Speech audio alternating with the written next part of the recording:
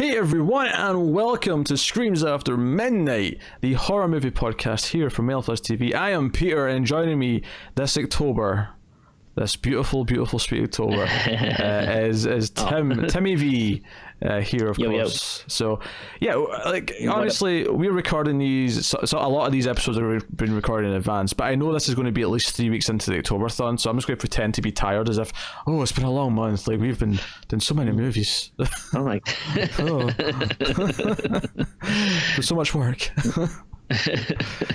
Well, it is a lot of work, the preparing, and That's true. It's true. It's just, instead of having just a busy October, we have a busy July, August, September too, making sure that you get episodes almost every day, if not every day, in October. We'll hopefully hit that mark. But wait a minute, maybe we didn't. We have not thought that through. Seems like 3 busy months maybe is worse than 1 busy month, but yeah, but it'd be like a super hectic. It'd be like a busy month where we're recording like 5 episodes a week, Timmy. I mean, does that sound fun to you? Not as much. Not as much. Yeah, exactly. Yeah, spreading it out from July onwards is a good. If anything, next year we should start like May. Yeah, just like sprinkle them in. You know what the idea of that makes me think of? Yes. There is no God. I love how you tied it into the movie, Timmy. I love how you came back around and tied it into the movie. Honestly, yeah, so the movie we're talking about today, as is probably obvious because I'm sure that I've been putting these out on the same day every week during the month, so this is your third day of this week, whatever day it is that I'm putting these up. This is Psycho 3. Psycho 4. Oh, shut 3. Up. Psycho 3, which came out in 1986 and is actually directed... Oh, the year I was born. It's a terrible year. And is actually directed by Anthony... Just imagine my parents just in the hospital room, just yelling at the doctor, like, you got to get this kid out of us. We got to go see Psycho 3. Out of us? You were partly in your father as well? What?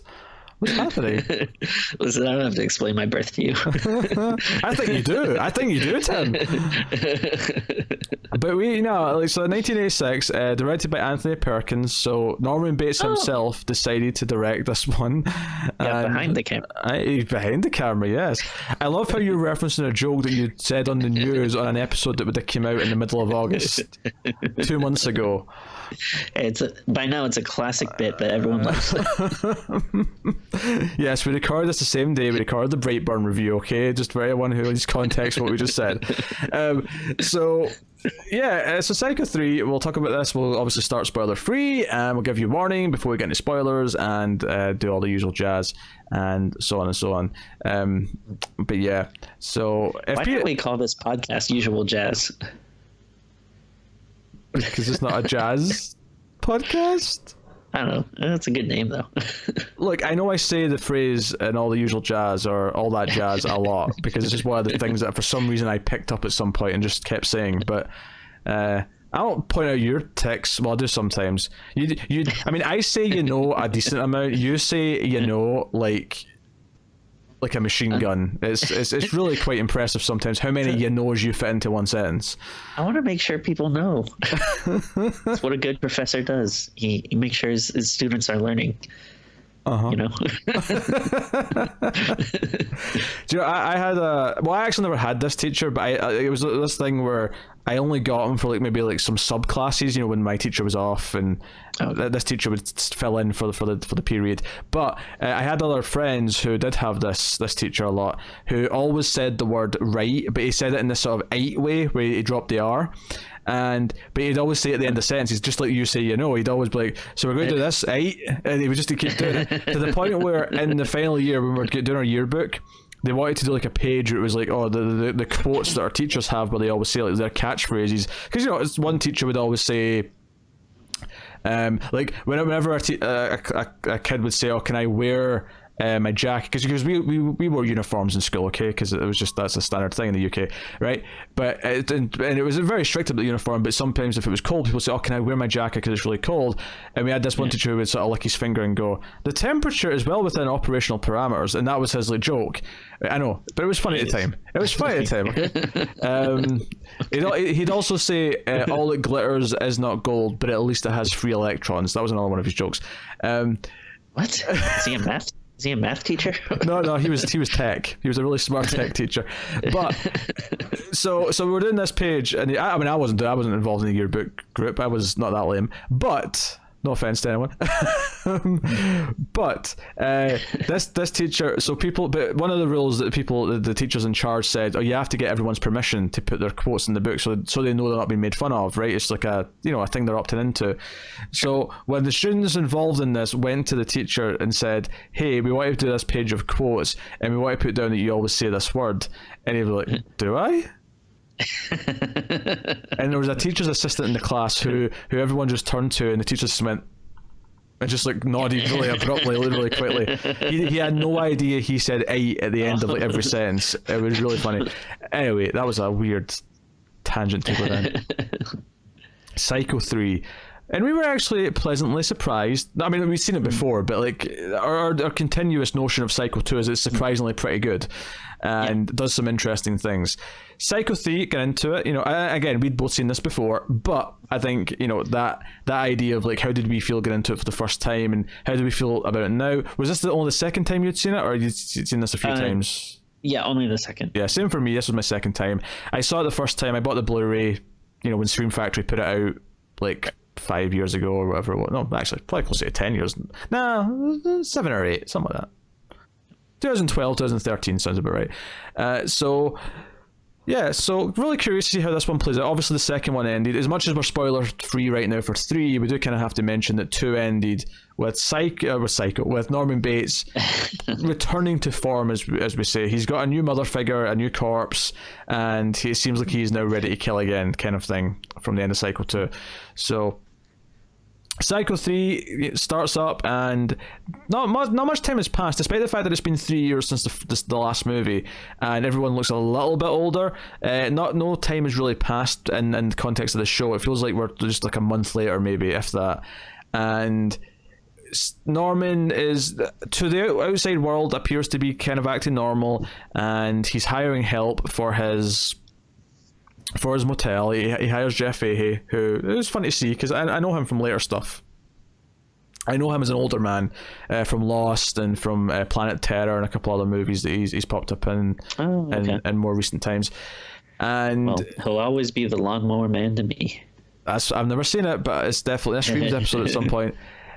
But one of our main characters is Maureen, who is at a convent and is going to become a nun, and has decided to instead commit suicide.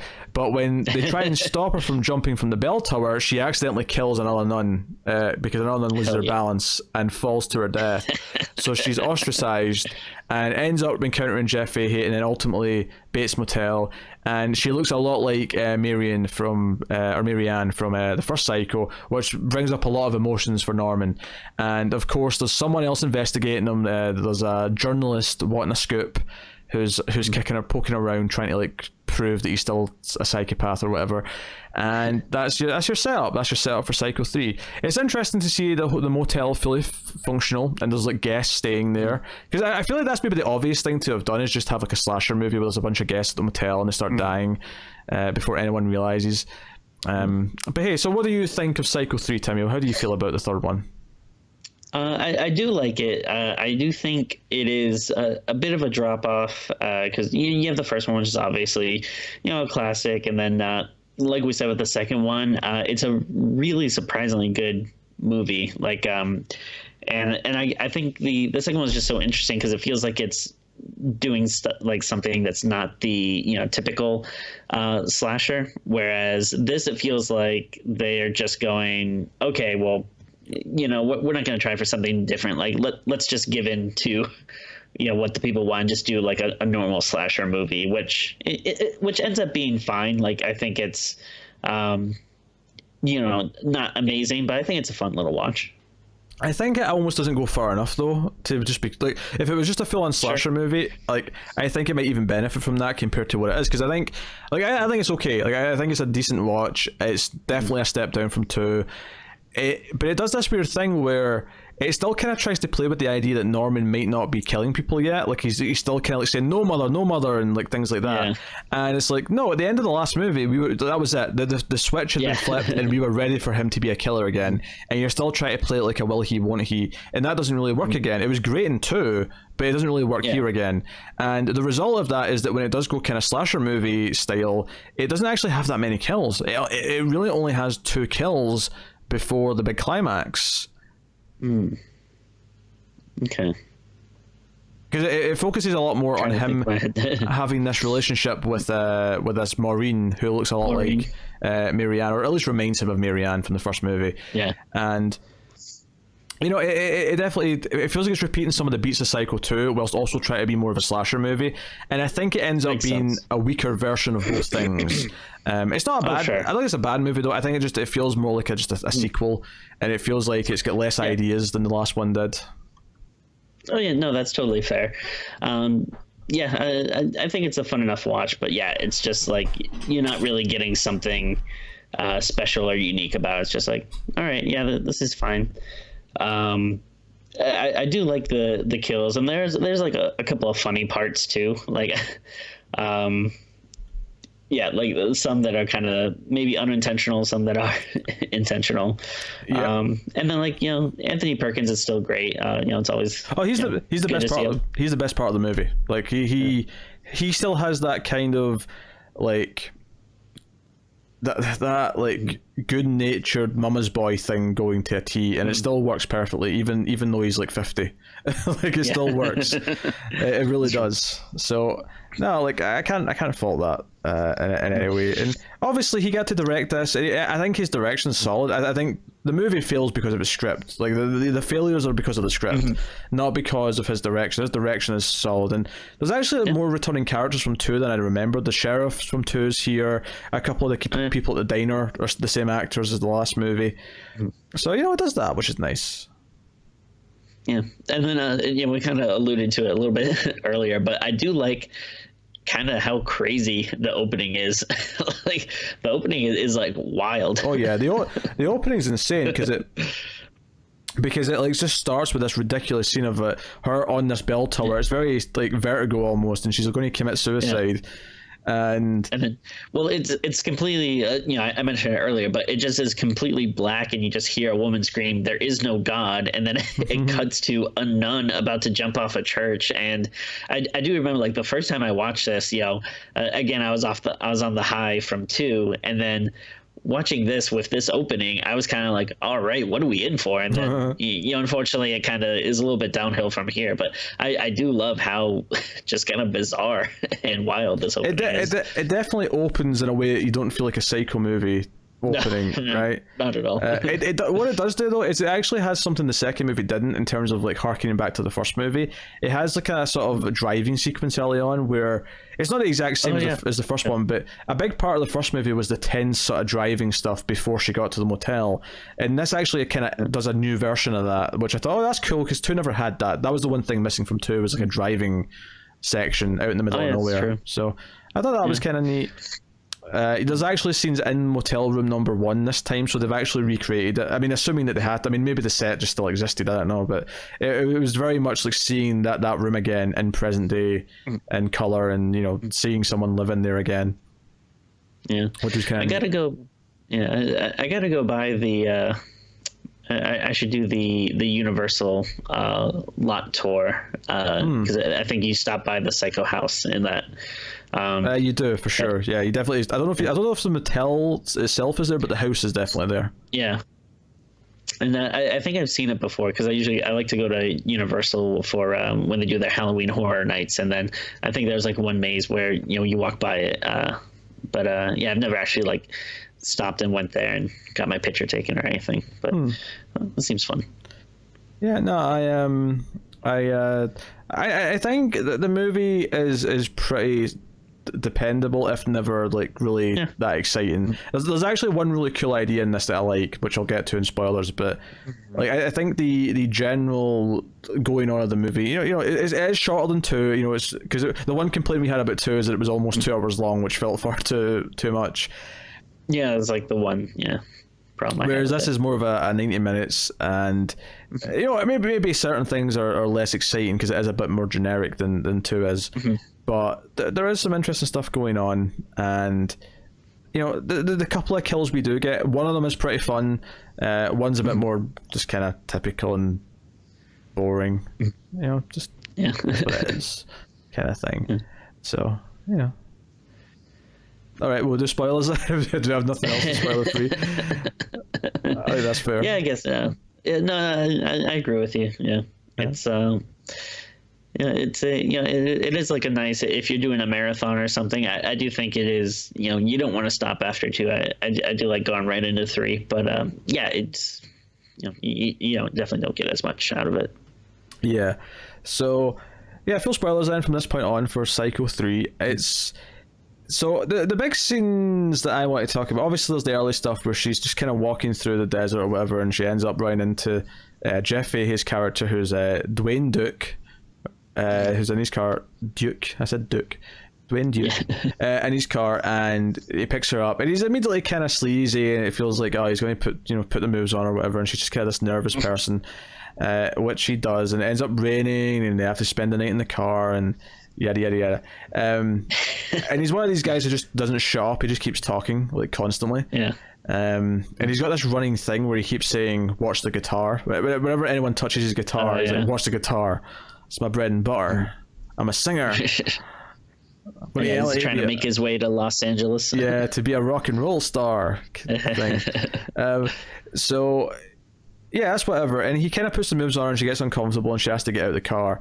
He's got this really like horrible line, but which made me laugh, where he says, "You could have been coming instead of going." It's like a really sleazy line. Like in real life, that's a disgusting thing to say to someone when you've essentially just tried to assault them. But in the context of a movie, that line did make me laugh a little bit because it was just so cheesy and it was such a pun. But he ends up at the motel and takes a job there, basically doing Norman's job during the day, and she ends up at the diner, because the diner from 2 is still there, and Norman goes there to get some food, and she ends up there, and she gets advice, like, I need a place to stay that's cheap, and obviously they direct her to there. And I think the big scene I want to talk about, though, that I actually really like in terms of an idea, is that she's staying in number 1, Norman's looking through the peephole and all the rest of it, and we get him coming in as Mrs. Bates, and she's in the shower, she's getting ready to kill her. And the twist here is that when he pulls the curtain back, she's actually tried to commit suicide. She's in the bathtub, having slit her wrists, and he doesn't know how to take this, and it's just a great swerve. Yeah, no, it's a great scene. It's like really gruesome too. Like you see like blood like spurting out of her, like cut open wrists and stuff, and it's pretty violent. I love this. I love this idea. We're going to redo that scene from the original, but when he gets to into the shower, she's actually already tried to kill herself. It really throws this different twist upon it. And then we have her point of view, where she thinks she sees the Virgin Mary looking down at her. That's who she thinks Mrs. Bates is. And now, originally, what was the... I forget. So what was the reason why she was leaving the convent? Was it because she said, like... she's about to become a nun, but then she started to have like carnal thoughts or something. Yeah, she had doubts, and she had sexual thoughts, and the priest who was like sort of talking to her was trying to say, "Oh, that's normal," and whatever. Because it definitely seems like she has a pretty extreme reaction to what probably most people have. Yeah, but she does indeed get suicidal again, and it's a really interesting idea, and it kind of brings them close together because Norman essentially saves her by getting her to the hospital and phoning the cops or whatever. Yeah. And like you said, like she does look a lot like Marion from the first movie, and like she even has like the same initials, so it is kind of like interesting to see him dealing with like she seems so similar to this person, from this other movie. It's a nice little touch. Yeah, it's a nice thing. I almost wish it played more with it and played more with the idea of someone who wants to die being the thing that stops him from killing her. Because I think because her death eventually at the end, because she goes through some stuff where she sort of sticks up for him, and they do kind of go on a real date at one point. you know, it's because again, that's what I'm saying with Perkins doing that mama's boy thing, is that when he says you want to dance, he's like, oh, I don't know how, and he's like, oh, I'll show you, my mum taught me, you know. Yeah. Yeah. And just and playing off the idea too, where we've seen, you know, like in the last movie and stuff, where the townsfolk just hate this guy's guts and can't wait to bring up the fact that he's a murderer and everything. And then it's kind of nice to see like some people actually calling him a hero because he saved this woman's life. Yeah, it's really nice, and I think that subplot is pretty solid. And obviously, he does end up killing other people throughout the film, which eventually is what kind of leads to a thing. And it's interesting that Maureen does eventually die, kind of by accident almost, where she's basically saying, "Hey," because she leaves at one point because the reporter tells her about his past, and that freaks her out enough to leave. But then she decides, you know what? No, he saved me, and he can be better. And she goes back to him. And they're at the top of the stairs, and when she goes to like kiss him or whatever, Norman hears his mother's voice and turns sharply, and that makes her fall down the stairs. And they actually redo the shot of going down the stairs that was in the first movie, where it has that weird, like, smooth look to it. Which I don't think it worked. Yeah, well in this movie. It kind of made me smile because they did it again, even though it's like, nah, like, you know. It's whatever, but she lands on Cupid's arrow. There's a statue at the bottom of the stairs of Cupid, and it's literally the arrow from Cupid that kills her. And obviously, it's the idea is that it looks like an accident, but you know, it's Norman's mind that made him hear the voice, so it's kind of like, oh no, it's like he actually did kill her in a roundabout way. Yeah, it is what it is. But what I do love though is that when the reporter's snooping about the house after this, try to prove that he's done something, I love that they actually straight up dub the mother's voice on Norman, so that you see him actually say it, but you hear the old woman's voice. I actually really like that. That was kind of creepy. Yeah, it definitely. Honestly, I didn't even realize that was dubbed. I just thought maybe he was, I don't know, able to do this like really good accent. Oh, no way. No, that was dubbed. Oh, I hate to break it to you, Tim. I hate to break the movie magic, but oh. But no, I mean, it does look cool. And then the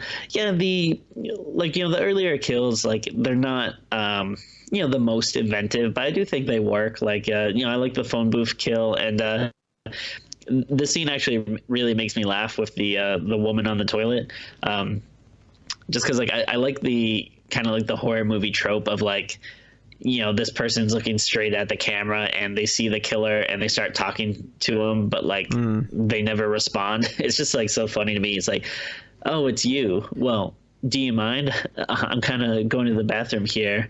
Hey, what are you doing? No, put that down. It's like, it's so funny the way they keep talking. It's very Friday the 13th. It made me think of, because there's a lot of, in the first Friday the 13th, there's a lot of POV kills like that.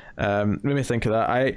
That was because the one in the toilet gets a throat slit, and that looks pretty good. The one in the phone booth just kind of gets stabbed a bunch. It's very classic Psycho, just you know. Yeah.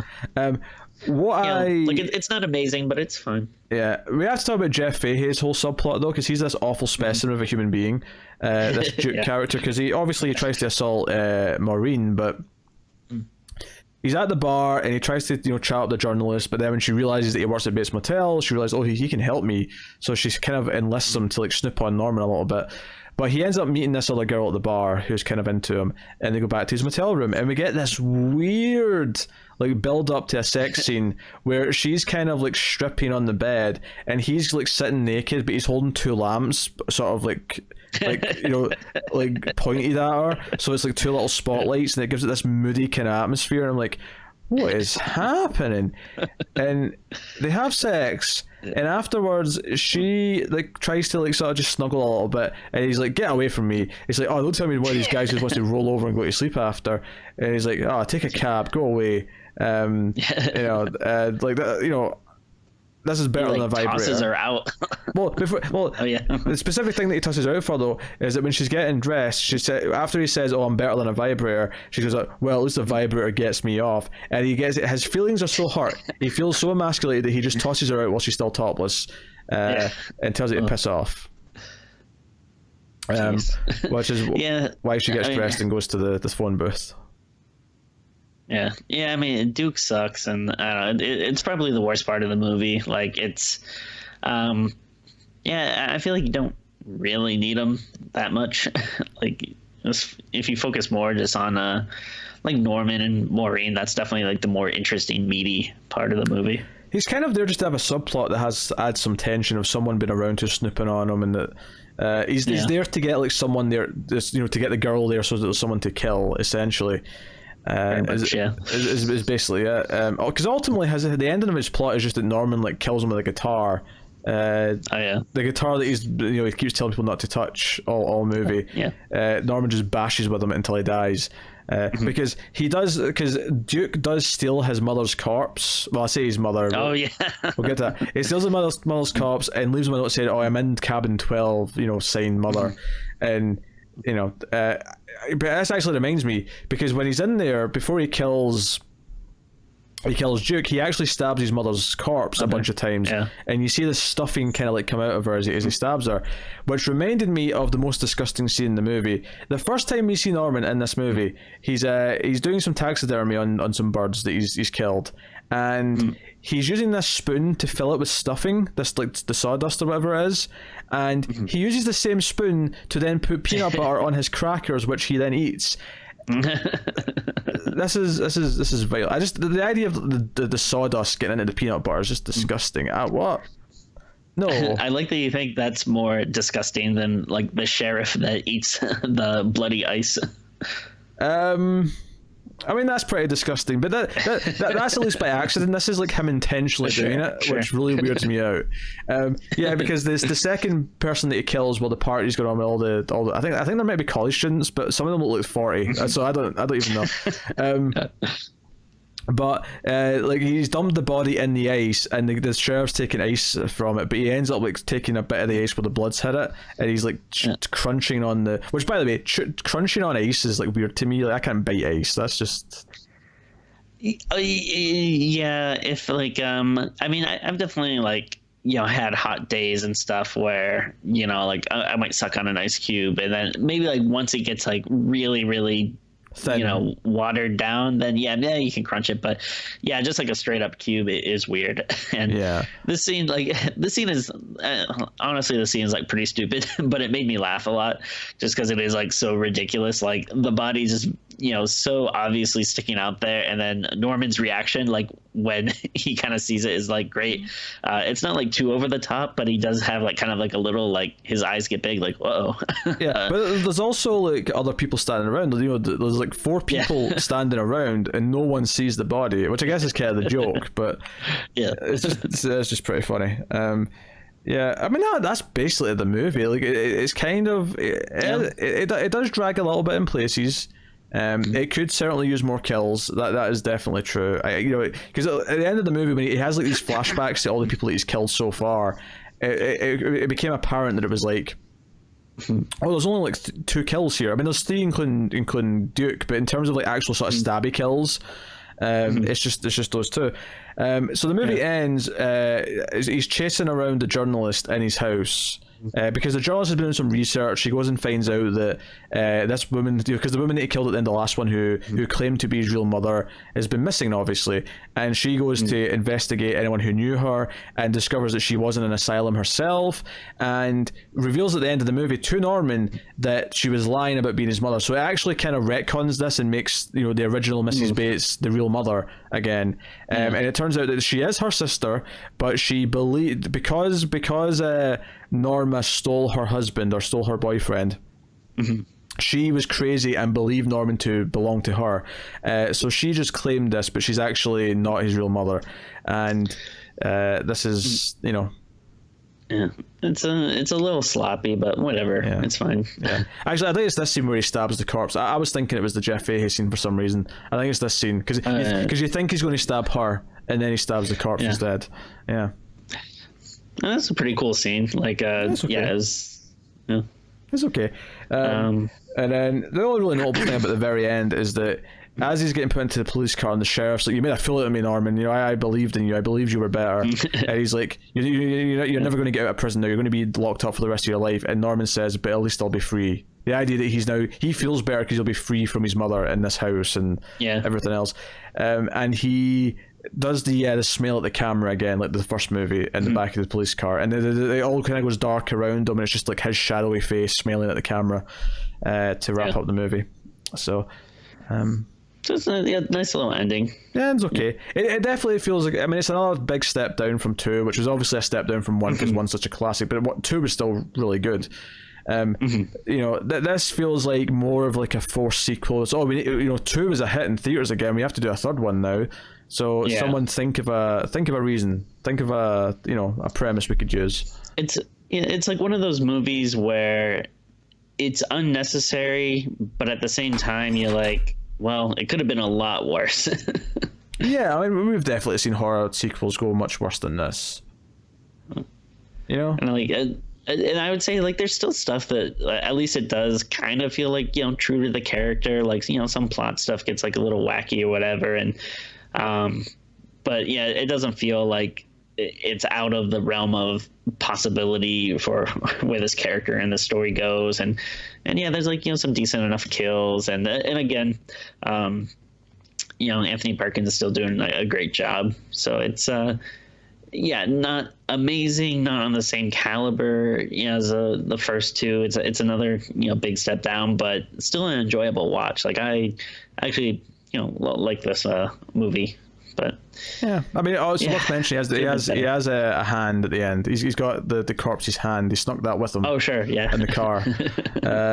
Worth mentioning that. And I think the interesting stuff here is the idea that the main character, Maureen, actually does decide that she's in love with Norman. This is the first time out of all the female like occupants of the motel who have wanted, or who his mother, quote unquote, has been trying to take him away from her. These whores that are trying to take my son kind of attitude that she has. This is the first time that one is actually being attracted to Norman and wants to be with him, and is actually kind of endearing. Now, I don't like her that much as a character, all that much, but at the very least, I think she does pose some interesting facets to the plot, especially the idea that she tried to kill herself when he went to murder her, which is a very interesting kind of twist on it. But so it's okay. It's an okay movie that doesn't live up to what 2 was, and obviously doesn't even come within a mile of the original film. Yeah, see, I think this would be a lot worse if this was like the first sequel after the first one. I feel like it'd feel like a much bigger drop in quality, but since you kind of have 2 in the middle, I feel like it's like, oh, okay, well, it's just it's a little bit of a step down, but not horrible. It's funny because I had seen 2 and 3 before, but I have never seen 4. So next week, when we're talking about 4, I'll be very curious. Given the trend, though, of the ratings for me, because we're about to rate this, of course. Let's rate 3, and I'll predict what 4 might be, just based on my ratings. So, what are you rating Psycho 3 out of 10? I think. I know it's a 6 something. I'm just trying to decide if it's like just a straight 6 or a 6.5. I feel like I'll just go with a 6. Yeah, that's what I was thinking was a straight 6 out of 10. So to put this in perspective, first one's a 10, second one's an 8, third one's a 6, which leaves me with a very bad feeling that Psycho 4 might end up in a 4 out of 10, and I'm nervous about that fact.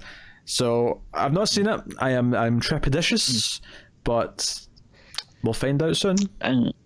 Yeah, I'm excited to watch it again. It hasn't been too long since I watched all these. I think I watched it a little earlier in the year or late last year, I forget. But I do think 4 was one of those ones where I wasn't paying a ton of attention to. I think I had it more just on in the background while I was doing other stuff. So I'm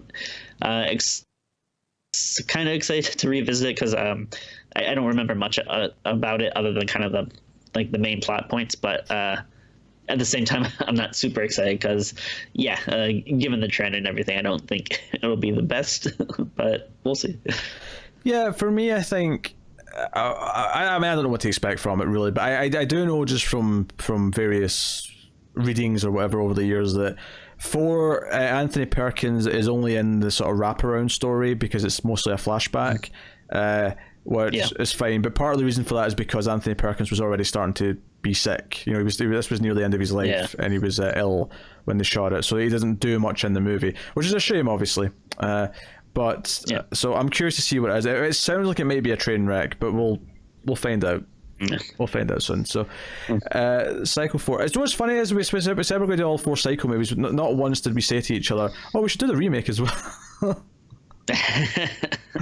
not once did we say that. Maybe at some point, but I think because it's shot for shot, essentially a remake of the original, that it feels too soon. I think we have to give it some time before we can watch the remake. That makes sense. So that's my excuse, and I'm sticking to it. So that is a Psycho 3 on Screams After Midnight. Not bad, not great, not bad. If we were on a 5-star scale, we'd be calling it a 3.6. Not great, not terrible. The Dyatlov score, for those of you who are Chernobyl fans. So that's Psycho 3. Of course, it's Octoberthon, which means we'll be doing tons of episodes, hopefully almost one per day, essentially, throughout the month. So hopefully you've been enjoying the month, because we should be about, nearly 3 weeks into it at this point. So by all means, let us know what you think of the movie in the comments below. Send us in questions in the comments or on Twitter at ScreamsMidnight. That's our Twitter. Go check it out. We have a lot of fun on there. You can also send us questions, mftvquestions@gmail.com. If you want to do a big long question or whatever, you can send us questions there. You can, of course, support the show and everything we do here by going over to patreon.com/mailedfuzztv, where you can support us for as little as $1 per month. And for that $1, you get bonus episodes every month, exclusive episodes that you only get on Patreon. And for the Octoberthon, of course, we've been putting up a whole franchise exclusively. So there's 4 bonus episodes this month. The Wishmaster franchise in particular for the month of October. So feel free to check out that. And then there's obviously stuff at higher tiers that you can check out. And another way you can support us, of course, is to rate the audio podcast version on your Apple Podcasts. Give us a 5-star rating, or indeed any podcast app that you use. Give us a review, because it helps people find the show and find our content that may be interested in it. So please do that. Otherwise, check out other content we have. There's some non-horror content, of course, from MailFuzz TV that you may be interested in. Sci-fi movie podcast called The Ace. That may be up your alley. The Atomic Cinema Experiment, to give its full title. And there's TV reviews and all sorts and whatever else. So, please do that.